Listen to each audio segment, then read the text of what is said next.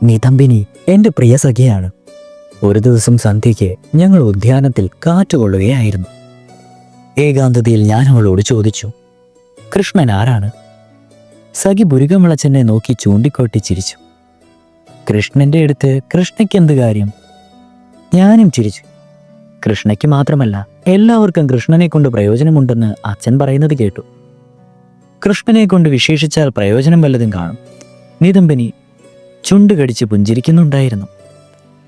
ഞാൻ ശാന്തസ്വരത്തിൽ പറഞ്ഞു, വിശേഷിച്ചാൽ പ്രയോജനത്തിന് വേണ്ടിയാണ് കൃഷ്ണൻ ഭൂമിയിൽ അവതരിച്ചത്. നിതംബിനി എൻ്റെ താടിക്ക് തൊട്ടുകൊണ്ട് പറഞ്ഞു, സഖി, കൃഷ്ണനെ മറന്നേക്കൂ. അമ്പരപ്പോടെ ഞാൻ ചോദിച്ചു, എന്തുകൊണ്ട്? ഞാൻ പറയുന്നതനുസരിക്കൂ. അദ്ദേഹത്തിന് ബുദ്ധിയുണ്ട്, ശൗര്യമുണ്ട്. അദ്ദേഹം ദീർഘദർശിയും നയതന്ത്രജ്ഞനും ശക്തിശാലിയും കർമ്മധീരനുമാണ്. വിടർന്ന താമര പോലെ സുന്ദരനും നിർമ്മലനുമാണ്. ആർത്തൻ്റെ അഭീഷ്ടം സാധിച്ചു കൊടുക്കും, സ്നേഹം തിരിച്ചു കൊടുക്കും, ഒരു കൈകൊണ്ട് സ്വീകരിക്കും, ആയിരങ്ങൾ കൈകൊണ്ട് ദാനങ്ങൾ ചെയ്യും. അദ്ദേഹത്തിൻ്റെ ഹൃദയം വിശാലമാണ്, മഹത്വമാണ്. അദ്ദേഹം അദ്വൈതീനാണ്, വീരനാണ്, പരമപുരുഷനാണ്. എന്നാൽ ഞെട്ടലോടെ ഞാൻ ചോദിച്ചു, ലംബടനാണ്. 16,000 ഗോപസ്ത്രീകൾ അദ്ദേഹത്തിൻ്റെ കാമുകിമാരാണ്. സ്ത്രീ ഹൃദയത്തിൽ വശീകരിക്കുന്ന കലയിൽ അദ്ദേഹം പരാംഗതനാണ്.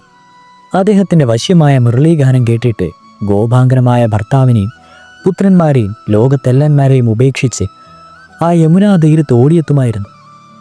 ഇതെല്ലാം കൗമാര കലവികളായിരുന്നു. ഇന്ന് അദ്ദേഹം പ്രജാപാലകനും ധർമ്മജ്ഞനും ദ്വാരകാധിപതിയുമാണ്. ഞാൻ ചിന്തിക്കുകയായിരുന്നു, ഉത്തമ ഗുണവാനായ ഒരാളിനു വേണ്ടി ഭർത്താവിനെയും ലോകത്തെയും ഉപേക്ഷിച്ച് ഭ്രാന്തു പിടിക്കുന്നത് സ്വാഭാവികം തന്നെ. 16,000 അല്ല, 100,000 സ്ത്രീകൾ ഉന്മത്തരായാൽ അദ്ദേഹം എങ്ങനെ കുറ്റക്കാരനാകും? ആ ശ്രേഷ്ഠ പുരുഷനെ ഒരു തവണ കാണുവാൻ കഴിഞ്ഞെങ്കിൽ എന്തൊരു സൗന്ദര്യമായിരിക്കും! നിതംബിനിയോട് ചോദിച്ചാൽ പരിഹസിക്കും, മറ്റു സഖിമാരോട് പെരുപ്പിച്ചു പറയും. അവരെല്ലാം ചേർന്ന് കളിയാക്കി സ്വൈര്യം കെടുത്തു. എങ്കിലും അല്പം വളച്ചു ചോദിച്ചു, കൃഷ്ണന്റെ കുടുംബം എങ്ങനെയാണ്? നിതംബിനിക്ക് ചിരി വന്നു. കുടുംബം നോക്കുന്നത് അച്ഛനമ്മമാരാണ്. കന്യക സൗന്ദര്യമാണ് നോക്കുന്നത്. കൃഷ്ണന്റെ സൗന്ദര്യത്തെപ്പറ്റി കേട്ടാൽ മതിമറന്നു പോകും. കൃഷ്ണനെ കൂടാതെ ഈ ജീവിതം വ്യർത്ഥമാണെന്ന് പറയും. എനിക്കിപ്പോൾ തന്നെ കൃഷ്ണനെ കൊണ്ടുതരൂ, അല്ലെങ്കിൽ ഞാൻ പ്രാണൻ കളയും എന്നൊക്കെ ഷട്ടിക്കും. അങ്ങനെയാണെങ്കിൽ പിന്നെ ഞാൻ എന്ത് ചെയ്യും? ഞാൻ സ്വപ്നത്തിൽ അലിഞ്ഞു. കൃഷ്ണന്റെ സൗന്ദര്യം, ആ ഭാവനയാണ് എൻ്റെ സാഹത്യ യാത്ര. ഈ പ്രായത്തിൽ ആരെല്ലാം എന്തെല്ലാം സ്വപ്നം കാണുകയില്ല. സ്വപ്നം കാണുന്നതിലുമുണ്ടല്ലോ ഒരു സുഖം. എല്ലാവരുടെയും എല്ലാ സ്വപ്നങ്ങളും പൂവണിയാറില്ല. എങ്കിലും സ്വപ്നങ്ങളില്ലാതെ ആർക്കെങ്കിലും ജീവിക്കുവാൻ കഴിയുമോ? ഞാൻ കൃഷ്ണനെ പറ്റിയുള്ള ഭാവനയിൽ മുഴുകിക്കൂടി. പൂത്തുലഞ്ഞ വള്ളിക്കുടലിൽ 2 സഖിമാരും ഇരുന്നു. നീലാകാശത്തിൻ്റെ നിറം അസ്തമയ സൂര്യൻ്റെ നിറത്തിൽ അലിഞ്ഞു ചേരുകയായിരുന്നു. അതെൻ്റെ പാദങ്ങളിൽ ചെമ്പത്തി ചാറുപോലെ വിടർന്നു. സ്വച്ഛജലം നിറഞ്ഞ സരസിൽ നീലയാമ്പലിൻ്റെ ഇതളുകൾ വിരഞ്ഞു.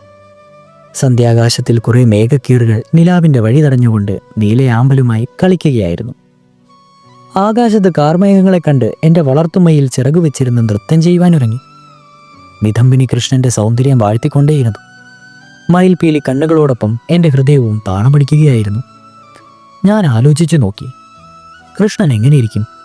നീർമാതളം പോലെയോ ശ്യാമമേഘം പോലെയോ?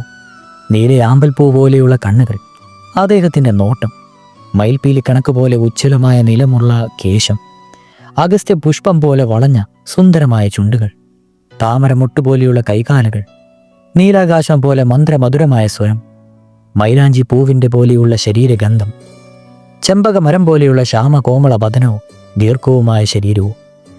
നിതംബിനിയുടെ വർണ്ണന മുഗ്ധയായി ഞാൻ കേട്ടുകൊണ്ടേയിരുന്നു. അപ്പോൾ അവൾ കടക്കണ്ണുകൊണ്ട് എന്നെ നോക്കുന്നുണ്ടായിരുന്നു. അല്പമൊന്ന് നിർത്തിയിട്ട് പറഞ്ഞു, മധുപാനം പോലെ കൃഷ്ണന്റെ ബാഹുബന്ധവും കൃഷ്ണപ്രേമത്തിന്റെ മാദകത്വവും. ലഹരി പിടിച്ചാടുന്നത് പോലെ ഞാൻ നിതംബിനിയുടെ മടിയിലേക്ക് കുഴഞ്ഞു വീണു.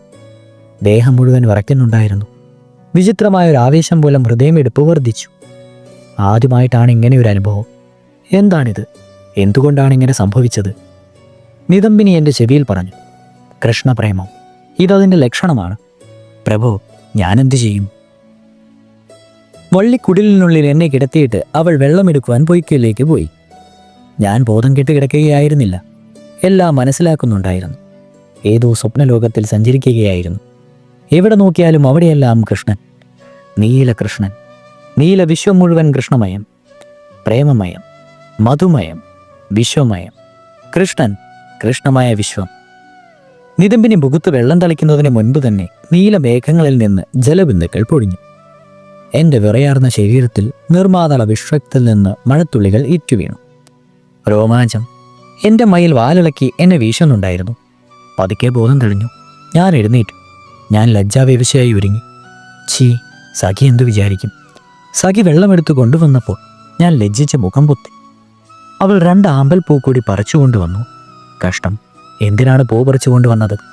ചന്ദ്രിക പാനം ചെയ്തത് നീലയാമ്പൽ രാത്രി മുഴുവൻ ചിരിക്കുമായിരുന്നു. നിതംബിനി, നീ ദയയില്ലാത്തവളാണ്. എന്നാൽ അവൾ എൻ്റെ മുഖത്ത് വെള്ളം തെളിച്ചു. ഞാൻ അനങ്ങാതിരുന്നു. ഒന്നും പറയുവാൻ കഴിഞ്ഞില്ല. ഒന്നാമത് ലജ്ജ കൂടാതെ ഇപ്പോൾ ദയതോ. സഖി ആമ്പൽ പൂ പറിച്ചുകൊണ്ട് വന്നല്ലോ. പതുക്കെ പതുക്കെ നീലയാമ്പലിൻ്റെ ഇതളുകൾ എൻ്റെ കവിളത്തിരുമുവാൻ തുടങ്ങി. അവൾ കാതിൽ പറഞ്ഞു, എനിക്കറിയാം, കൃഷ്ണൻ എന്ന സഞ്ജീവിനിയല്ലാതെ ഈ രോഗത്തിന് വേറെ ചികിത്സയില്ല. പക്ഷേ ദ്വാരകാധീശനെ ഇപ്പോൾ എവിടെ നിന്ന് കൊണ്ടുവരും? അതുകൊണ്ട് കൃഷ്ണനാമം നമിച്ച് ഈ നീലയാമ്പലുകൾ വീണ്ടും ഞാൻ ദേവിയുടെ ഹൃദയത്തിൽ വയ്ക്കാം. ഉടനെ അസുഖം ഭേദമാകും. എഴുന്നേറ്റിരിക്കും. അല്ലെങ്കിൽ അച്ഛൻ കൊട്ടാരം വൈദ്യനെ കൂട്ടിക്കൊണ്ടുവരും. നീലാഞ്ജന വാർത്തയായതുകൊണ്ട് ഓടിയിട്ടുണ്ട്. മഹാരാജാവിനോട് രോഗത്തെക്കുറിച്ച് എന്തു പറയും? ഇത്രയും പറഞ്ഞ ശേഷം നിതംബിനി 2 പൂക്കളും എൻ്റെ മാറത്തു വെച്ചു. അവയെ മാറോടണച്ചുകൊണ്ട് ഞാൻ ചോദിച്ചു, എന്തിനാണ് പൂക്കൾ പറിച്ചത്? നിതംബിനി അമ്പരന്നു. മഹാരാജാവ് എഴുന്നള്ളിയിരിക്കുന്നു. അദ്ദേഹത്തിൻ്റെ പിറകെ മറ്റാരോ ഉണ്ട്. ഇതെല്ലാം ആ നീലാഞ്ജനയുടെ പണിയാണ്. വിവരമറിഞ്ഞ അച്ഛൻ കൊട്ടാരം വൈദ്യനെ കൂട്ടിക്കൊണ്ടുവന്നിരിക്കുന്നു. എനിക്ക് ഏതെങ്കിലും ചെറിയ അസുഖം പിടിപെട്ടുന്നത് പോലും അച്ഛന് സഹിക്കുവാൻ വയ്യ. ഇപ്പോൾ എന്തു പറയും? കൃഷ്ണന്റെ സൗന്ദര്യ വർണ്ണന കേട്ട് മോഹാലസ്യ പോയിട്ടെന്ന് നിതംബിനി പറഞ്ഞാൽ പിന്നെ അച്ഛൻ്റെ മുഖത്ത് ഞാൻ എങ്ങനെ നോക്കും? ഞാൻ ലജ്ജിച്ച് തല താഴ്ത്തി. നീലാഞ്ജനയോട് കോപം തോന്നി. ഇത്ര ചെറിയൊരു കാര്യം ഓടിച്ചെന്ന് പറയേണ്ട ആവശ്യമുണ്ടായിരുന്നു. അല്ലെങ്കിൽ തന്നെ എനിക്ക് മരുന്ന് കഴിക്കുന്നത് ഇഷ്ടമല്ല. കൊട്ടാരം വൈദ്യനെ എനിക്ക് പേടിയാണ്. അച്ഛൻ സ്നേഹം നിറഞ്ഞ സ്വരത്തിൽ പറഞ്ഞു, എല്ലാ രോഗങ്ങൾക്കും പ്രതിവിധിയായ സാക്ഷാൽ ശ്രീകൃഷ്ണൻ ഉള്ളപ്പോൾ കൊട്ടാരം വൈദ്യനെ എന്തിനു വിളിച്ചുകൊണ്ടുവരണം? മോള് പേടിക്കേണ്ട. മൈലാഞ്ചി പൂക്കളുടെ ഗന്ധം ഉദ്യാനമെങ്ങും പരന്നു. കാറ്റടിച്ചപ്പോൾ അനേകം മാതളപ്പൂക്കൾ ഒരുമിച്ച് എൻ്റെ മേൽ അടർന്നു വീഴുന്നത് പോലെ തോന്നി. കാറ്റടിച്ച് ചെറിയൊരു മയിൽപീലി എൻ്റെ അടുത്ത് വീണു. എനിക്ക് രോമാഞ്ചമുണ്ടായി. ഇതെവിടെ നിന്ന്? എൻ്റെ വളർത്തുമയിൽ എപ്പോഴാണ് ഉദ്യാനത്തിൽ നിന്ന് പോയി കഴിഞ്ഞത്? അച്ഛൻ സ്നേഹത്തോട് പറഞ്ഞു, കൃഷ്ണന്റെ അനുഗ്രഹം വാങ്ങൂ മോളെ. നീ പരമഭാഗ്യവതിയാകുവാൻ പോകുന്നതിൻ്റെ സൂചനയാണിത്. എൻ്റെ കയ്യിൽ അപ്പോഴും ആമ്പൽപ്പൂക്കൾ 2 ഉണ്ടായിരുന്നു. അച്ഛൻ്റെ പാദങ്ങൾക്കടുത്ത് നീലത്താമര പോലെ 2 പാദം. ലോകത്തിലെ സർവ്വശ്രേഷ്ഠനായ കവിക്ക് പോലും ആ പാദപാത്മങ്ങൾ വർണ്ണിക്കുവാൻ കഴിഞ്ഞില്ല. അവയ്ക്ക് എന്തൊരു മാന്ത്രിക ശക്തിയാണെന്ന് അറിയുവാൻ പാടില്ല. ഞാൻ ആമ്പൽപ്പൂക്കൾ ആ പാദങ്ങളിൽ അർപ്പിച്ച് കണ്ണുനീർ വാർത്തു. ആദ്യത്തെ ഗൂഢക്കാഴ്ചയിൽ തന്നെ ഞാൻ ആ പാദങ്ങൾ മാത്രമേ കണ്ടുള്ളൂ. അച്ഛനോടൊപ്പം അദ്ദേഹം കൊട്ടാരത്തിലേക്ക് മടങ്ങി. കണ്ണുകളിൽ നിന്നും മറയുന്നതുവരെ ഞാൻ നിശ്ചലമായി നിന്നു. നിതംബിനി എന്നെ പഠിച്ചു കുലുക്കി. എന്താ കാട്ടിയത്? മാറത്ത് വെച്ച ആമ്പൽപ്പൂക്കൾ തന്നെ കൃഷ്ണന്റെ പാദങ്ങളിൽ അർപ്പിച്ചത് എന്തിനാണ്? ഇനി എന്തു ചെയ്യും? ഞാൻ വിഹ്വലതയോട് ചോദിച്ചു. ശരിയാണ്, ഇനി എന്തു ചെയ്യും? രാത്രി മുഴുവൻ ആ പാദങ്ങൾ ചിന്തിച്ചുകൊണ്ടേയിരുന്നു. എത്ര കവിതകൾ എഴുതിയെന്നോ, എന്നിട്ടും മനസ്സിന് തൃപ്തിയായില്ല. അദ്ദേഹത്തിൻ്റെ ചരണയുഗളം വർണ്ണിക്കുവാൻ കഴിയാത്ത എനിക്ക് അദ്ദേഹത്തിൻ്റെ മുഖവും കണ്ണും ചുണ്ടും മറ്റും വർണ്ണിച്ച് കവിത രചിക്കുവാൻ കഴിയുമോ? അത് കഴിയില്ലെങ്കിൽ പിന്നെ എന്ത് കവിത? ഓരോ വ്യക്തിയുടെയും മനസ്സിൽ കവിതയുണ്ട്. ചിലർ അത് എഴുതുന്നു, ചിലർ എഴുതുന്നില്ല. ഞാൻ എഴുതുന്നു. മനസ്സിൽ തോന്നുന്നത് കവിതയായി എഴുതുന്നു. അച്ഛൻ എന്നെ വിദ്യാഭ്യസിക്കാനുള്ള ഏർപ്പാടെല്ലാം ചെയ്തിരുന്നു. ഗുരുവും അച്ഛനും പറയുമായിരുന്നു, ദ്രൗപദി വിദൂഷിയാണെന്ന്, ജ്ഞാനദാഹിയാണെന്ന്. വളരെ വേഗം അനേകം ശാസ്ത്രങ്ങളിൽ പ്രാവീണ്യം നേടി. ഗണിതം, സംഗീതം, ചിത്രരചന, പാചകശാസ്ത്രം, പുഷ്പാലങ്കാരം, അതിഥിസൽക്കാരം മുതലായ എല്ലാ വിദ്യകളിലും നിപുണയായി. എന്നാൽ എനിക്ക് കവിത എഴുതുവാനുള്ള കമ്പമുണ്ടായിരുന്നു. ഞാൻ സ്വയം അഭ്യസിച്ചുകൊണ്ടിരുന്നു. അച്ഛൻ ഇക്കാര്യത്തെക്കുറിച്ച് യാതൊരു അറിവുമില്ലായിരുന്നു. കൊട്ടാരത്തിൽ മിക്കപ്പോഴും ശാസ്ത്ര ചർച്ച നടക്കുമായിരുന്നു. കവിതാ പാരായണവും കാവ്യ ചർച്ചകളും നടക്കുമായിരുന്നു. അനേകം പണ്ഡിതന്മാരും കവികളും വിദ്വാൻമാരും ക്ഷണം സ്വീകരിച്ച് കൊട്ടാരത്തിലെത്തുമായിരുന്നു. ഞാൻ കാരണമാണ് ഈ ചർച്ചകൾ സംഘടിപ്പിക്കപ്പെട്ടത്. എനിക്ക് നൃത്തഗീതങ്ങളെക്കാൾ കൂടുതൽ താല്പര്യം ഇവയിലാണെന്ന് അച്ഛൻ അറിയാമായിരുന്നു. എൻ്റെ സംശയങ്ങൾക്ക് നിവൃത്തി ഉണ്ടാകുമായിരുന്നു. ഞാൻ ഉപവാസമായിരുന്ന ശമിപ്പിക്കുവാനുള്ള പരിശ്രമം ഉണ്ടാകുമായിരുന്നു. എന്നാൽ ജ്ഞാനാഭിവാസം ഒരിക്കലും ശമിക്കാത്തതാണല്ലോ. ഒരിക്കൽ വേദവ്യാസന്റെ തിരുമുഖത്തിൽ നിന്ന് ശാസ്ത്രകാര്യങ്ങൾ കേട്ടുകൊണ്ടിരിക്കുകയായിരുന്നു. ഞാൻ വിഹ്വലതയോടെ ചോദിച്ചു, ലോകത്തെ സമസ്ത ഗ്രന്ഥങ്ങളുടെയും ശാസ്ത്രങ്ങളുടെയും ജ്ഞാനം ഉൾക്കൊള്ളുവാൻ ഈ ജീവിതം പര്യാപ്തമായില്ലെങ്കിൽ മനുഷ്യൻ എന്തു ചെയ്യും? വേദവ്യാസൻ പൊട്ടിച്ചിരിച്ചു. നിന്റെ പേര് കൃഷ്ണ എന്നല്ലേ? തൃഷ്ണ എന്നായിരുന്നുവെങ്കിൽ കൂടുതൽ സാർത്ഥകമായിരുന്നു. മകളെ, തൃഷ്ണ ദുഃഖദായകമാണ്, എന്നാൽ ജ്ഞാനതൃഷ്ണ ആനന്ദദായകമാണ്. അതാകട്ടെ ഒരു ജന്മം കൊണ്ടല്ല, 1000 ജന്മം കൊണ്ട് പോലും ശമിക്കുകയില്ല. വെള്ളം കുടിച്ചാൽ ദാഹം ശമിക്കും. ജ്ഞാനം പാനം ചെയ്യും തോറും അതിൻ്റെ ദാഹം വർദ്ധിച്ചുകൊണ്ടേയിരിക്കും. തൃഷ്ണ നശിച്ചാൽ ജ്ഞാനത്തിൻ്റെ മാർഗം അടഞ്ഞുപോകും. അനന്തമായ കാലത്തിൻ്റെ തീരഭൂമിയിൽ നിന്ന് അറിവിൻ്റെ നിറപ്പകിട്ടാർന്ന ചിപ്പികൾ ശേഖരിക്കുന്നതിനിടയിൽ ജീവിതം തീർന്നു പോയാൽ അതാണ് സ്വാർത്ഥകമായ ജീവിതം. ഞാൻ ആഹ്ലാദത്തോട് ചോദിച്ചു. ഗുരുക്കന്മാർ തന്ന ഗ്രന്ഥങ്ങളെല്ലാം വായിച്ചു തീർത്തു. ഇനി ഏത് ഗ്രന്ഥം വായിക്കണം? വേദവ്യാസൻ ചിരിച്ചുകൊണ്ട് പറഞ്ഞു. ജ്ഞാനാർജനത്തിന് ഗ്രന്ഥങ്ങൾക്കുണ്ടോ കുറവ്? ഈ വിശാലമായ വിശ്വം ഒരു ഗ്രന്ഥാലയമാണ്. ഈ പ്രപഞ്ചത്തിലെ ജീവകണുക്കൾ മുതൽ ഗ്രഹണ നക്ഷത്രങ്ങൾ വരെ ഓരോ ഗ്രന്ഥമാണ്. ഈ ഭൂമിയിലെ ധൂളികണങ്ങളോടൊപ്പം അനുനിമിഷം ലഭിക്കുന്ന അനുഭൂതി ഈ ഗ്രന്ഥത്തിലെ താളുകളാണ്. അതിനാൽ ജീവിതത്തിലെ ഓരോ അനുഭൂതിയും പഠന വിഷയമാണ്. അസംഖ്യം ശാസ്ത്രകാരന്മാരും പണ്ഡിതന്മാർക്കും കവികൾക്കും ഋഷിമാർക്കും മനീഷികൾക്കും ആ രഹസ്യം വെളിവാക്കുവാൻ സാധിച്ചില്ല. മകളെ, നിനക്ക് കൂടുതൽ ഗ്രന്ഥങ്ങൾ ആവശ്യമില്ല. ഇനി ജീവിതം പഠിക്കൂ. ജീവിതത്തിൻ്റെ മഹത്വം പ്രതിപാദിക്കൂ. ഈശ്വരൻ നമ്മിൽ ഓരോരുത്തരുടെയും സവിശേഷമായ ഉദ്ദേശത്തോടെയാണ് സൃഷ്ടിച്ചിരിക്കുന്നത്. ജീവിതത്തിലെ അനേക സംഭവങ്ങളും നിന്നെ കാത്തിരിക്കുന്നു. അവ തന്നെയായിരിക്കും നിന്റെ ജീവിതത്തിലെ ഏറ്റവും ശ്രേഷ്ഠമായ പാഠങ്ങൾ. അവയിൽ യോഗ്യത ആർജിക്കുവാൻ ഒരുങ്ങിക്കൊള്ളുക. ഭാവി കാണുവാൻ കഴിവുള്ള മഹർഷി, അദ്ദേഹം എൻ്റെ ഭാവി വർണ്ണിച്ചു കഴിഞ്ഞു. ഞാൻ അനേകം ഭാവനകൾ നെയ്തു തുടങ്ങി. അവയ്ക്ക് കാവ്യരൂപവും നൽകി. എന്നാൽ ഇന്നത്തെ അനുഭൂതി അതെങ്ങനെ ഭാഷയിലാക്കും? അത് ഹൃദയത്തിൽ മായാതെ പതിഞ്ഞു കിടക്കുന്നു. അത് ആവിഷ്കരിക്കുവാൻ പറ്റിയ തൂലിക ഏതാണ്? ഇതിലെ ഓരോ വരിക്കും തികച്ചും സ്വീകാര്യമായ സ്പന്ദനം മാത്രം. സൂര്യൻ ഉദിക്കുവാൻ ഇനിയും സമയമുണ്ട്. ഏതോ മധുരസ്വരം കേട്ട് ഞാൻ ഞെട്ടി ഉണർന്നു. കാതോർത്തു. എൻ്റെ ഉറക്കവാതിൽക്കൽ ആരോ ഉരുവിടുന്നു, കൃഷ്ണ കൃഷ്ണ. ആരാണ് ഇത്ര വെളുപ്പാങ്കാലത്ത് ഇങ്ങനെ ഒരു ശബ്ദം പുറപ്പെടുപ്പിക്കുന്നത്? കൃഷ്ണ കൃഷ്ണ കൃഷ്ണ. എൻ്റെ ഹൃദയത്തിൻ്റെ വാതിൽക്കലാണ് കൃഷ്ണൻ്റെ നാമം മുഴങ്ങിക്കേൾക്കുന്നത്. ഇതെൻ്റെ ഉള്ളിൽ നിന്ന് വരുന്നതാണോ, അതോ അടഞ്ഞ വാതിലിനപ്പുറത്ത് ആരോ ഉരുവിടുകയാണോ? ഒരുപക്ഷെ രണ്ടും സത്യമായിരിക്കും. ഞാൻ കതക് തുറന്നു. എൻ്റെ കുട്ടക്കരത്തിന് മുമ്പിൽ ചുവപ്പ് നിറം വാരി തൂവിയിരിക്കുന്നു. മറ്റു ദിവസങ്ങളെ അപേക്ഷിച്ച് പുലരി വ്യത്യസ്തമായിരിക്കുന്നു. എന്തോ സവിശേഷതയുണ്ട്. കൃഷ്ണനാമം പാടുന്നത് ആരായിരിക്കും? കൃഷ്ണ കൃഷ്ണ കൃഷ്ണ. മധുരസ്വരം ഒഴുകി വന്നു. രത്നപഞ്ചര്യത്തിൽ നിന്ന് എൻ്റെ പ്രിയപ്പെട്ട മൈന നീലമണിയാണ് കൃഷ്ണൻ്റെ നാമം ഉരുവിട്ടുകൊണ്ടിരുന്നത്.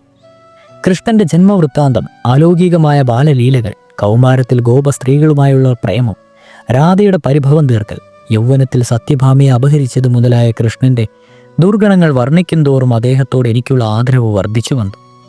ഞാൻ ആലോചിച്ചു, 12ാം വയസ്സിൽ ഗോകുലത്തിന് മുഴുവൻ പ്രിയനായി തീർന്നയാൾ ഗോപി വല്ലഭനായില്ലെങ്കിൽ എന്താണ് തകരാർ? ഗോപികമാർ ഗോകുല നിവാസികളിൽ നിന്ന് വിഭിന്നരല്ലല്ലോ. രുക്മിണി, സത്യഭാമ എന്നിവരെ കൂടാതെ ദ്വാരകയിൽ അദ്ദേഹത്തിന് ആയിരക്കണക്കിന് ഭാര്യമാരുണ്ട്. അദ്ദേഹം കേവലം ധർമ്മം രക്ഷിക്കുന്നതിനു വേണ്ടി, സ്ത്രീയുടെ അന്തസ്സ് കാത്തുസൂക്ഷിക്കുവാൻ വേണ്ടി ഇന്ദ്രനീല കല്ലിനേക്കാളും ഉജ്ജ്വലനായ കൃഷ്ണനെ ഒരിക്കലും കണക്കമേൽക്കുകയില്ല. ലോകരഞ്ജകനായ കൃഷ്ണൻ മനോരഞ്ജനാകുന്നെങ്കിൽ എന്താണ് ദോഷം? നീലമണി ഇന്നലെ രാത്രിയിൽ എൻ്റെ സംഭാഷണം കേട്ടു. അതുകൊണ്ടാണ് അത് അതിരാവിലെ തന്നെ കൃഷ്ണന്റെ നാമം ജപിക്കുവാൻ തുടങ്ങിയത്. കൃഷ്ണയുടെ മനസ്സിലുള്ളത് അത് സ്വന്തം കാകളയിലൂടെ പ്രതിധ്വനിപ്പിക്കുകയാണെന്ന് തോന്നുന്നു. ഞാൻ രത്നപഞ്ചരം തുറന്ന് നീലിമണിയെ തലോടി. അതിൻ്റെ ശബ്ദത്തെക്കാളും കോമളമായ ശബ്ദത്തിൽ ഞാൻ വിളിച്ചു, നീലമണി. അത് മറുപടി പറഞ്ഞു, കൃഷ്ണ കൃഷ്ണ. ഞാൻ വീണ്ടും വിളിച്ചു, നീലമണി. അത് ആവർത്തിച്ചു, കൃഷ്ണ കൃഷ്ണ. നീലമണി, കൃഷ്ണ കൃഷ്ണ. ഞാൻ സ്നേഹപൂർവ്വം എത്ര പ്രാവശ്യം വിളിച്ചോ അത്രയും പ്രാവശ്യം അത് കൃഷ്ണൻ്റെ പേര് ഉരുവിട്ടുകൊണ്ടേയിരുന്നു. കൃഷ്ണൻ്റെ പേരാണ് എനിക്ക് ഏറ്റവും ആനന്ദം പ്രദാനം ചെയ്തത്. ഞാൻ വെറുതെ രോക്ഷം പ്രകടിപ്പിച്ചു, നീലമണി നിർത്ത്. അതെന്നെ പരിഹസിച്ചു, കൃഷ്ണ കൃഷ്ണ. നീലമണി, ഓ നീലമണി, നീ എന്നെ ഭ്രാന്ത് പിടിപ്പിക്കുന്നു. മരത്തിൽ നിന്ന് കിളിയിലക്കം കേട്ടു. നീലമണിയുടെ ചിരി എൻ്റെ പിന്നിൽ കൂടി വന്ന് സഖി നിതംബിനി വന്നു. എൻ്റെ അഴിച്ചിട്ട മുടി ഒതുക്കിക്കൊണ്ട് പറഞ്ഞു, അതിരാവിലെ കൃഷ്ണൻ്റെ നാമം ജപിക്കുകയാണോ? ഞാൻ ഞെട്ടിത്തിരിഞ്ഞു നോക്കി. പരിഭവത്തോടെ പറഞ്ഞു, ഞാനല്ല, ഈ മൈനയാണ് കൃഷ്ണൻ്റെ നാമം ജപിക്കുന്നത്. ഞാനതിനെ ശകാരിക്കുകയായിരുന്നു.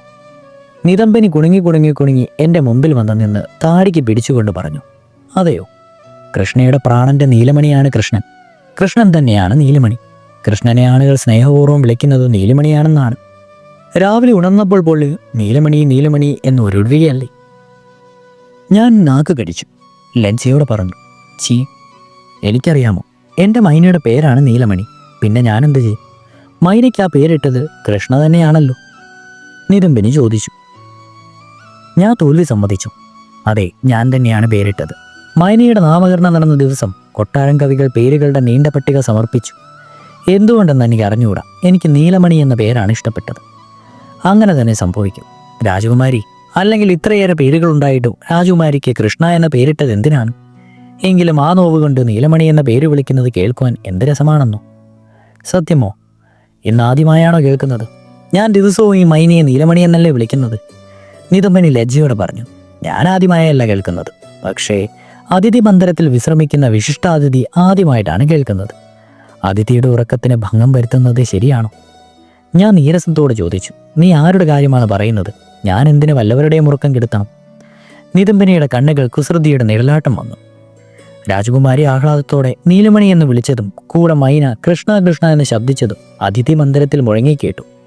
പുഷ്പഗന്ധത്താൽ വണ്ട് ഉന്മത്തനാകുന്നതുപോലെ അവിടെ സാക്ഷാൽ നീലമണി അസ്വസ്ഥനായിക്കൊണ്ടിരിക്കുന്നു. തന്നെ ഇത്ര സ്നേഹപൂർവ്വം വിളിക്കുന്നത് ആരാണെന്ന് അദ്ദേഹത്തിന് മനസ്സിലാകുന്നില്ല. സത്യം പറയാമല്ലോ, രാജകുമാരിയുടെയും നീലമണിയുടെയും ശബ്ദത്തിന് യാതൊരു വ്യത്യാസവും തോന്നുന്നില്ല. ഞാൻ ഇങ്ങോട്ട് വരുമ്പോൾ കൃഷ്ണൻ ചോദിച്ചു, ഇതാരുടെ ശബ്ദമാണ്? ഞാൻ പറഞ്ഞു, രാജകുമാരിയുടെ ശബ്ദമാണ്. അദ്ദേഹം ചിരിച്ചു. സത്യം, ആ ചിരി കൃഷ്ണ, ആ ചിരി കാണാത്തത് നന്നായി. ഞാൻ നാണിച്ച് വിറച്ചുപോയി. കൃഷ്ണൻ എന്തു വിചാരിക്കും? ഞാൻ എൻ്റെ മൈനയെ വിളിച്ചതാണെന്ന് അദ്ദേഹത്തോട് പറയാഞ്ഞത് എന്താണ്? നിതംബനി ചിരിച്ചു. എന്നോട് അദ്ദേഹം ചോദിച്ചതിന് ഞാൻ മറുപടി പറഞ്ഞു. ഇത്ര വലിയുള്ള ആളിനോട് ഞാൻ എങ്ങനെ അങ്ങോട്ടെങ്കിലും പറയുന്നത് എങ്ങനെയാണ്? ഞാൻ പതുക്കെ ചോദിച്ചു. കൃഷ്ണൻ മറ്റെന്തെങ്കിലും ചോദിച്ചോ? നിതംബനി പറഞ്ഞു. ആ ചോദിച്ചു. നിങ്ങളുടെ രാജകുമാരി രാത്രിയിൽ ഉറങ്ങാറില്ലേ? നേരം വെളുക്കുന്നതിന് മുൻപേ നീലമണി നീലമണി എന്ന് വിളിക്കുവാൻ തുടങ്ങി. ശബ്ദത്തിനൊട്ടും ശൈത്യമില്ല, മധുരമായിരിക്കുന്നു. ഞാൻ നിതംബനിയോട് ദേഷ്യം ഭാവിച്ചു. പക്ഷെ മനസ്സിനുള്ളിൽ ഒരു സ്വപ്നം പോലെ മായ എന്നെ ആവരണം ചെയ്യുകയായിരുന്നു. ഉള്ളിൽ വിചിത്രമായ പുളകം നിറയുകയായിരുന്നു. നിതംബനി പറഞ്ഞു. തീർന്നില്ല. ഇപ്പോൾ ബോധക്ഷയം വന്നാൽ എങ്ങനെ കാര്യം നടക്കും? ഞാൻ ജാഗ്രതയോടെ ഇരുന്നു. നിതംബനി ചുണ്ടുകടിച്ചുകൊണ്ട് പറഞ്ഞു. നിങ്ങളുടെ രാജകുമാരി എന്നെ സ്മരിക്കുന്നത് സന്തോഷകരം തന്നെ. എൻ്റെ നന്ദി അറിയിച്ചേക്കും. ഞാൻ ലജ്ജയിൽ മുങ്ങിപ്പോയി. ഈ നീലമണി മൈന എന്നെ എന്തൊരു അബദ്ധത്തിലാണ് ചാടിച്ചത്. കൃഷ്ണന്റെ മുഖത്ത് നോക്കുന്നതിനി എങ്ങനെയാണ്? ഞാൻ കോപിച്ച് രത്നപഞ്ചരം തുറന്നു. നീലമണിയെ പറഞ്ഞു വിട്ടു. നീ പൊയ്ക്കോ, നീ സ്വതന്ത്രയാണ്. ഞാനും. നീലമണി മുറ്റത്ത് തത്തിക്കളിച്ചു. മുൻപും പലതവണ അതിനെ പറത്തിവിട്ടിട്ടുണ്ട്. അത് കുറച്ചു നേരം തത്തിക്കളിച്ച ശേഷം വീണ്ടും തനിയെ രത്നപഞ്ചത്തിലേക്ക് കയറുമായിരുന്നു. ഇന്നും അങ്ങനെ ചെയ്യുമെന്ന് വിചാരിച്ചു. പക്ഷെ അല്പനേരം കഴിഞ്ഞ് കൃഷ്ണ കൃഷ്ണ എന്ന് പറഞ്ഞുകൊണ്ട് അകത്തേക്കാണ് പോയത്. നീലാകാശത്തിലൊരു ബിന്ദുവായി ലയിച്ചു. നീലമണിക്ക് എൻ്റെ കൃതിരമേഷം മനസ്സിലാകുന്നില്ലെന്ന് തോന്നുന്നു. അതെന്നെ ഉന്മേഷത്തിൽ വനത്തിൽ പോയി. നീലമണിയില്ലാതെ ഞാൻ എങ്ങനെ കഴിയും? എൻ്റെ മനസ്സിന് ഇഷ്ടപ്പെട്ട കാര്യങ്ങൾ പറഞ്ഞ് ആരെയാണ് രസിപ്പിക്കുന്നത്? നിതംബനി എൻ്റെ മാനസിക സംഘർഷം മനസ്സിലാക്കി പതുക്കെ പറഞ്ഞു. രാജകുമാരി വിഷമിക്കരുത്. നീലമണി എന്നും പേരുള്ളവരാകും ചതിക്കുകയില്ല. മൈന രാജകുമാരിയെ ദേഷ്യം പിടിപ്പിക്കുവാൻ വേണ്ടി ദൂരെ പോയിരിക്കുകയാണ്. അല്ലെങ്കിൽ ഏതെങ്കിലും ഇണയെ കെട്ടിക്കാണും. ഇണയെ കിട്ടിക്കഴിഞ്ഞാൽ രത്നപഞ്ചരത്തിൻ്റെ മോഹം ഇല്ലാതെയാവും. കൂട്ടുകാരനെ പറ്റിയുള്ള ചിന്തകളാൽ രത്നപര്യങ്കത്തിൽ കിടന്നാലും ഉറക്കം വരാത്തതുപോലെ രാജകുമാരി ഇന്നലെ രാത്രിയിൽ ഒട്ടും ഉറങ്ങിയില്ലല്ലോ. കണ്ണുകൾ ഇപ്പോഴും സ്വപ്നങ്ങളിൽ മുഴുകിയിരിക്കുകയല്ലേ? ഉറക്കം ശരിയായില്ലെങ്കിൽ മനുഷ്യ സ്വപ്നം കാണും. നിതംബനി അർത്ഥഗർഭമായി ചിരിക്കുന്നുണ്ടായിരുന്നു. നിതംബനി സമർത്ഥയാണ്. കാര്യങ്ങൾ എവിടെ നിന്ന് എവിടെ കൊട്ടെത്തിക്കുന്നു. പക്ഷെ ഇന്നെനിക്ക് അവളുടെ സാമർത്ഥ്യം ഇഷ്ടപ്പെട്ടില്ല. ഞാൻ നീലമണിയെ ഓർത്ത് വ്യാകുലപ്പെടുകയായിരുന്നു. അപ്പോഴേക്കും നീലമണി എങ്ങു നിന്നോ പറന്നു വന്ന് പെട്ടെന്ന് എൻ്റെ തോളിൽ വന്നിരുന്നു. ചുണ്ടിൽ എന്തോ കൊത്തിക്കൊണ്ടുവന്ന് എൻ്റെ മുടിക്കെട്ടിൽ തിരികെ. എന്നിട്ട് ഉറക്കെ വിളിച്ചു, കൃഷ്ണയെ കൃഷ്ണയെന്ന്. നിതംബനി വിസ്മയത്തോടെ നോക്കി നിന്നു. ഇതിൽ വിസ്മയിക്കുവാൻ എന്തിരിക്കുന്നു? നീലമണി എൻ്റെ പിണക്കം തീർക്കുവാൻ അവലംബിക്കുന്ന പുതിയ സമ്പ്രദായമെന്നല്ലേ ഇത്? ഓരോ തവണയും ഓരോ പൂ കുത്തിക്കൊണ്ടുവന്ന് എൻ്റെ മുടിയിൽ കെട്ടിൽ തിരികാറുണ്ട്. എങ്കിലും ഇതുവരെ എന്നെ കൃഷ്ണയെന്ന് വിളിച്ചിട്ടില്ല. എന്നെ കുമാരി എന്നാണ് വിളിക്കുന്നത്. കുമാരി പിണക്കമാണോ കുമാരി? നിതംബനി ചോദിക്കുന്നത് പോലെ മൈനി എങ്കാതിൽ ചോദിക്കുമായിരുന്നു. കൃഷ്ണയെ എന്ന് വിളിക്കുവാൻ ആരാണ് അതിനെ പഠിപ്പിച്ചത്? നിതംബനി പറഞ്ഞു. നോക്കൂ, കൃഷ്ണന്റെ വേല. കൃഷ്ണൻ എന്തു ചെയ്തു? നീലമണിയെ കൃഷ്ണ എന്ന് പേര് പഠിപ്പിച്ചു വിട്ടു. അതെങ്ങനെ? രാജകുമാരി ഇവിടെ കൃഷ്ണൻ കൃഷ്ണൻ എന്ന് പറഞ്ഞുകൊണ്ടിരിക്കുന്നു. അവിടെ അദ്ദേഹം കൃഷ്ണ കൃഷ്ണ എന്ന് പറഞ്ഞുകൊണ്ടിരിക്കുന്നു. മൈന ഇത് കേട്ട് വന്നിരിക്കുകയാണ്. നിതംബനിയുടെ കുസൃതത്വം കാണുമ്പോൾ ചിലപ്പോൾ ഞാൻ നീരസം പ്രകടിപ്പിക്കാറുണ്ട്. ഇന്നും നീരസം തോന്നി. നീലമണി കൃഷ്ണന്റെ അടുത്ത് പോയെന്നോ? കഥ നന്നായി കെട്ടിച്ചമച്ചു. മുടിക്കെട്ടിൽ നോക്കൂ, ചന്ദ്രഗന്ധമുള്ള മയിൽപ്പീലി. മുടിക്കെട്ടിൽ നിന്നെടുത്ത് എന്നെ കാണിച്ചു. എൻ്റെ മൂക്കിന് മുൻപിൽ വീശി കാണിച്ചു. മാറത്ത് തൊടുവിച്ചു. എന്നിട്ട് ചോദിച്ചു, ഇപ്പോൾ മനസ്സിലായോ? ഞാൻ പുളകം നിറഞ്ഞ വിസ്മയത്തോടെ നിന്നു. വാസ്തവത്തിൽ ഈ മയിൽപ്പീലി ഞാൻ വളർത്തുന്ന മയിലുകളുടേതല്ല. ഇതിൻ്റെ നീലിമ സന്ധ്യാകാശത്തിലെ മേഘങ്ങളിൽ പോലെ അഗാധവും സുന്ദരവും വിശാലവുമായിരുന്നു. സാധാരണ മയിൽപ്പീലിക്ക് ചന്ദനത്തിൻ്റെ ഗന്ധമുണ്ടോ? അപ്പോൾ കൃഷ്ണൻ്റെ എൻ്റെ പേര് വിളിക്കുകയായിരുന്നു. ഞാൻ അദ്ദേഹത്തിൻ്റെ ആരാണ്. ദ്വാരകയിൽ അദ്ദേഹത്തിൻ്റെ പ്രാണപ്രിയനായ ഭാര്യയുണ്ട്, സത്യഭാമ, രുക്മിണി മുതലായ 8 പട്ടമഹർഷിമാരുണ്ട്. കറുത്തിരുണ്ടവളായി എന്നെ അദ്ദേഹം എന്തിനു സ്മരിച്ചു? ഞാൻ അദ്ദേഹത്തിനായി സ്വയം സമർപ്പിതയാണ്. അതുകൊണ്ട് ഞാൻ അദ്ദേഹത്തെ സ്മരിക്കുന്നു. പക്ഷെ അദ്ദേഹം എന്നെ എന്തിനു സ്മരിക്കണം?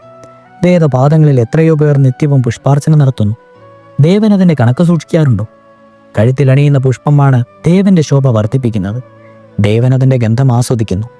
പാദങ്ങളിൽ അർപ്പിച്ച പൂക്കൾ മണ്ണിൽ വീണു പോകുന്നു. ഞാനിങ്ങനെ ചിന്തിച്ചുകൊണ്ടിരുന്നപ്പോൾ അച്ഛൻ്റെ ആജ്ഞ ലഭിച്ചു. കൃഷ്ണനെ ദർശിക്കുവാൻ ഒരുങ്ങിക്കൊള്ളൂ. ആശീർവാദം നൽകിയ ശേഷം കൃഷ്ണൻ ദ്വാരകയിലേക്ക് പോകും. ഞാൻ ഒരുങ്ങി. പൂന്തോട്ടത്തിൽ നിന്ന് ഏറ്റവും നല്ല പൂക്കളെടുത്ത് മാലയുണ്ടാക്കി. പൂമാല നൽകിയിട്ട് അദ്ദേഹത്തെ വന്ദിക്കണമെന്ന് അച്ഛൻ നിർദ്ദേശിച്ചിരുന്നു. ലജ്ജിത കൊണ്ട് കാര്യമില്ല, അച്ഛൻ കോപിക്കും. ഞാൻ അതിവേഗം ഒരുങ്ങി. എന്നാൽ എൻ്റെ രൂപവും വേഷവും എനിക്ക് ഇഷ്ടപ്പെട്ടില്ല. അതിമനോഹരങ്ങളായ പാദങ്ങളുള്ള കൃഷ്ണൻ്റെ കണ്ണുകൾ എത്ര കമനീയമായിരിക്കും. ആ കണ്ണുകൾക്ക് എൻ്റെ രൂപവും വേഷവും സ്വീകാര്യമായിരിക്കുമോ? കണ്ണാടിയുടെ മുമ്പിൽ നിന്ന് ഞാൻ പലതവണ സാരി മാറി, ആഭരണങ്ങൾ മാറി. ഒന്നും മനസ്സിന് ഇഷ്ടപ്പെടുന്നില്ല.